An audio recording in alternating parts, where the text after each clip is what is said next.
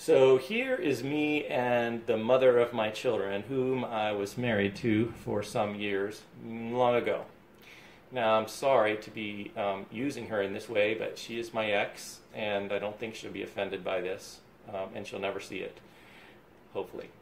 So here's how it went. We had a few issues which contributed to the conflict in our marriage, and to resolve those, or try to resolve those, we went to counseling. And we went to a lot of counseling. We went to a lot of different counselors, most of which weren't very good, which is why we went to the next and the next. One thing we saw across all the counselors is they all loved this little technique. They had different names for it. I don't remember all the different names, but we recognized the process, and we grew to know it as the yellow card technique because the last counselor we went to called it that. And we engaged in this exercise so beautifully because, of course, we had practiced with the other counselors that she was drawn to tears. I don't know if she was faking it for effect or something, but she was crying by the end of the session and said, you have such beautiful communication skills, and she had such hope for us. And then we shortly after divorced. But here's how it goes, and I recommend it for you in any troublesome communication circumstances, of course, including the working life. This is an example from my own personal life, but it works very well in communications in an organization. So the rules are this. You just take one stickum. This is blue, but pretend it's yellow. Just something like this, a little yellow card. You can use whatever color you want. I like yellow because yellow means proceed with caution, right? It means you have the right, but it's not green. Don't let it rip. And we need to keep that in mind as we have the floor to communicate. So if I got the communication card first, which in this scenario I will, I bring up an issue that I want to communicate with my ex-wife. She was my wife at the time. And the counselor's sitting there, and so here's how it goes. The counselor says, Dean, do you have a concern you'd like to bring up? And I said, oh, wow, let me just think about which one. And I pick the yellow card and say, okay, yes, I want to talk about when this woman, I'm not going to say her name, but when this woman writes a check and the counselor says, don't talk to me, talk to her. So I said, well, when this woman writes a check, she doesn't write the amount down on the check stub. And then when I have to, and the counselor says, don't talk to me, tell her.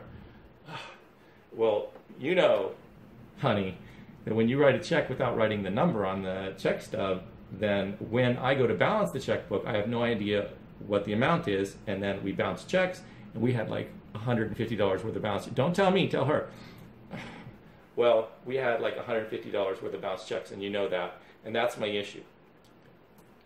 Anything else? The counselor says, well, yeah, I have other things. No, just one thing. Okay, well, then give the card to her. I hesitantly give the card to her because I don't want to give up this opportunity to talk. Now, I can't say anything else. She gets the card, and it's her job to just be the receiver and encode, or decode, sorry, my encoded message, which was clearly very articulate, right? I mean, it's what it is. It's just a fact. Didn't write the numbers down on the check stub. But here's what she heard. This is key. Okay, ma'am, what did you think that he said? What did you hear him saying? Well, he doesn't respect me, and he doesn't understand that when I'm busy, I have the kids, and then I'm writing a check, and it's hard to keep track of blah, blah, blah, blah, blah. That's what I'm hearing over here. She, of course, talks to the counselor, and the counselor tells her to talk to me, and she's all crying, and I'm sorry, it's not funny, but in retrospect, you know. And so I'm over here while she's doing that, looking at the counselor like, see, you know, that's crazy. She's crazy. She's crazy. Anyway, so finally she stops, runs out of things, or the counselor kind of stops her, and I get the yellow card back. Now, I don't get to bring up another issue yet, because this is clearly not working. What I said and what I wanted to get through to her is not what she's receiving. I'm at, you know, an issue with the checks. And also, you know, of course, there's more to it. I'm not saying everything. Obviously, it does feel like a violation to me. I haven't even brought that up, because it's, you know, it's our household income, and I'm the only one working, and then she just writes the checks, and then I'm supposed to come up with money somehow. All my money's there. Anyway, I'm being a good boy. I'm going to try to follow this process, and I say, that is not what I intended for you to hear.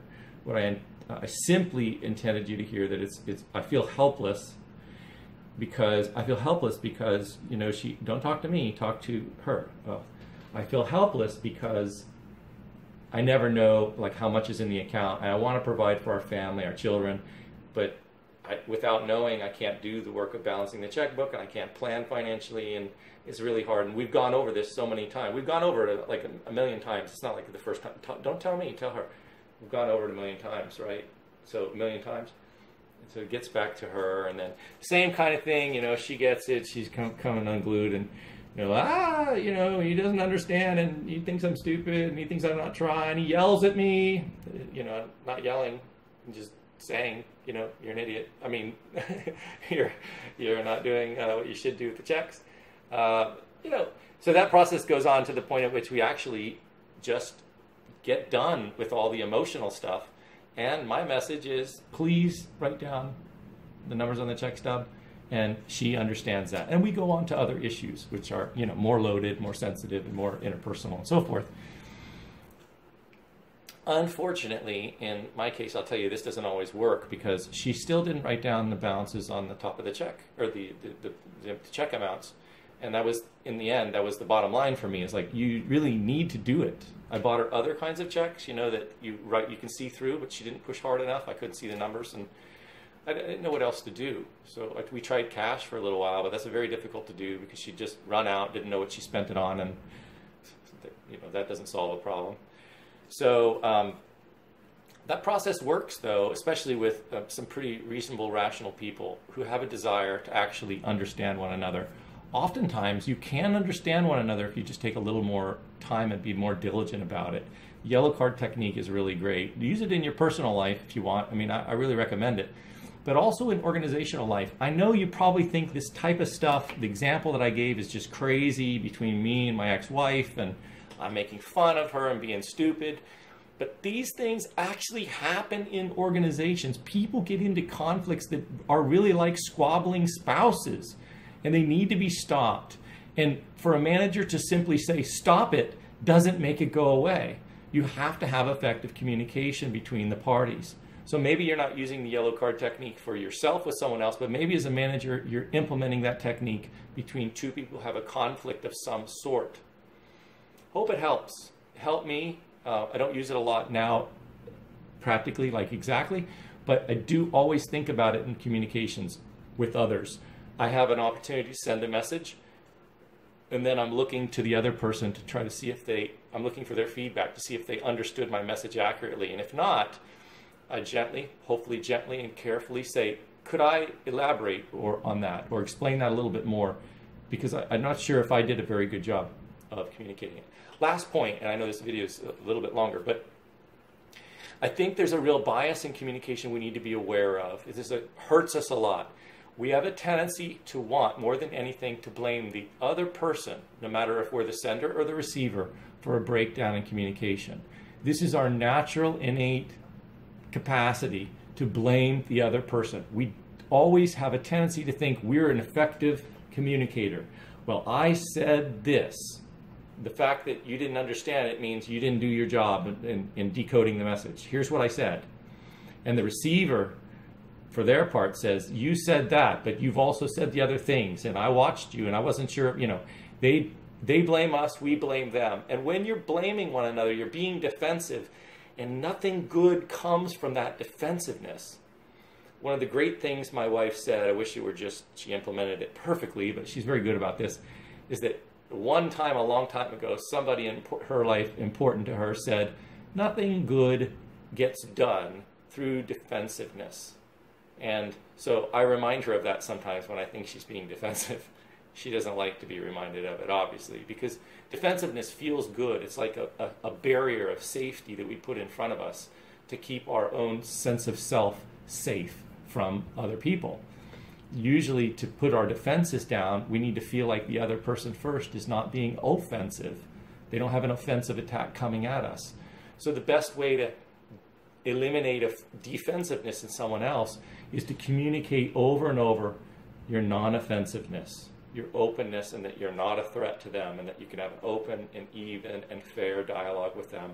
And your desire is to have a real communication with them where you send honest messages that they are able to understand and interpret completely. And likewise, that they can send honest and open messages to you, and you will interpret them accurately and carefully and understand where that person's coming from. This is big stuff, guys. If you're effective at communicating, you're kind of effective at life. If you've got systematic problems in communicating with others, then you have systematic problems in your life. And this applies equally as well, or maybe even more so in the workplace. Work on your communication skills. Say what you need to say. Don't say a lot more. Make sure you communicate over the right channel. Make sure you eliminate noise everywhere you can. Listen for the feedback from that receiver. If it doesn't seem like they're understanding you well, don't cast blame on them.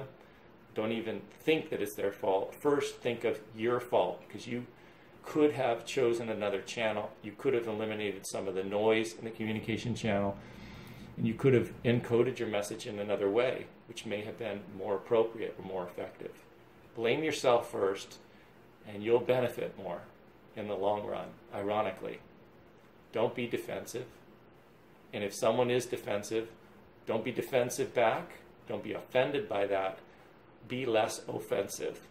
Give them clear and ample evidence that you have no intentions of offending in your communication with them.